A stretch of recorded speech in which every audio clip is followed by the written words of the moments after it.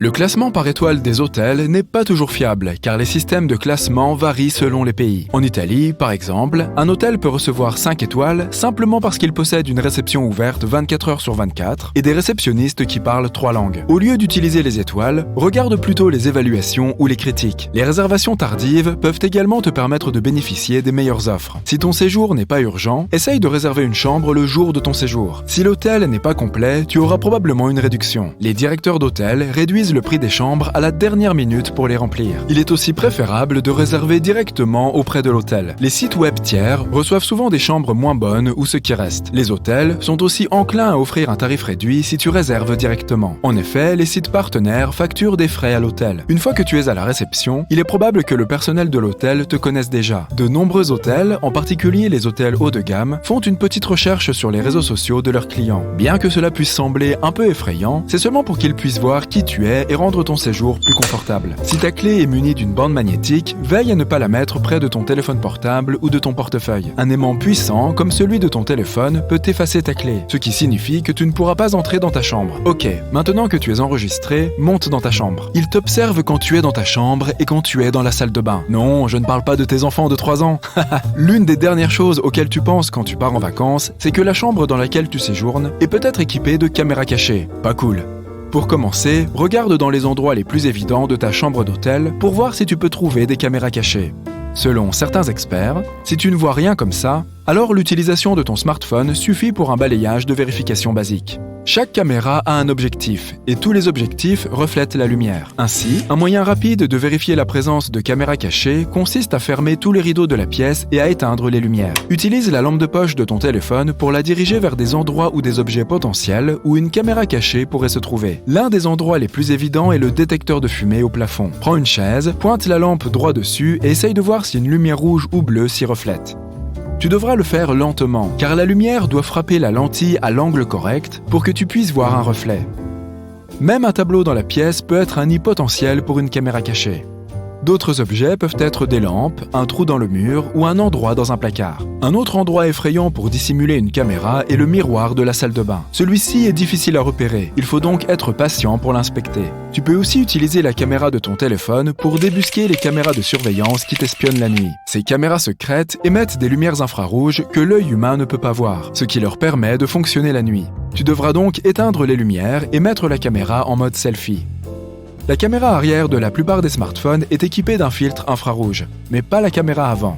Tu peux essayer de pointer une télécommande de télévision vers la caméra frontale et appuyer sur l'un des boutons pour le voir par toi-même. Si tu vois une lumière rouge vif sur ton écran, cela signifie que cela fonctionne. Il ne te reste plus qu'à déplacer ta caméra dans l'obscurité pour voir si tu peux trouver une lumière brillante autour. Il sera bon de faire un deuxième balayage pour t'assurer que tu n'as rien manqué. L'une des meilleures choses que tu pourrais faire est de télécharger une application qui te montre quels appareils sont actuellement connectés au Wi-Fi que tu utilises. Elle peut montrer quel smartphone, ordinateur portable, téléviseur intelligent et, dans le pire des cas, quelles caméras cachées sont connectées. Un scanner à radiofréquence peut détecter une caméra sans fil dans la pièce, même si elle est connectée à son propre Wi-Fi.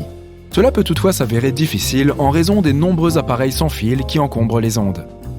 Tu peux capter des signaux aléatoires même si tu éteins tous tes appareils et tous les signaux qui émettent du sans-fil. Une autre technique que tu peux utiliser consiste à éteindre le Wi-Fi lorsque tu entres dans la chambre d'hôtel.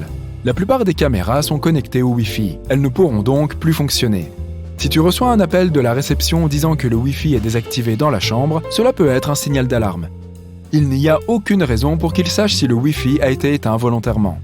Cela pourrait signifier que les caméras sont sur le Wi-Fi local. Lorsque tu te connectes pour la première fois au Wi-Fi de ta chambre d'hôtel, fais attention à ne pas partager tes données personnelles. Maintenant, qu'en est-il de la chambre en général? Si tu n'en es pas satisfait, tu peux facilement demander à la changer. S'il y a d'autres chambres disponibles, le responsable se fera un plaisir de t'aider. Une fois que tu seras installé, tu auras envie d'aller dans la salle de bain pour voir tous les jolis échantillons. Mais si tu as un peu honte de prendre les shampoings gratuits, sache que pas du tout. Les hôtels veulent en fait que tu les prennes. Les articles portent le logo de l'hôtel, donc tu leur fais de la publicité gratuite si tu les mets chez toi.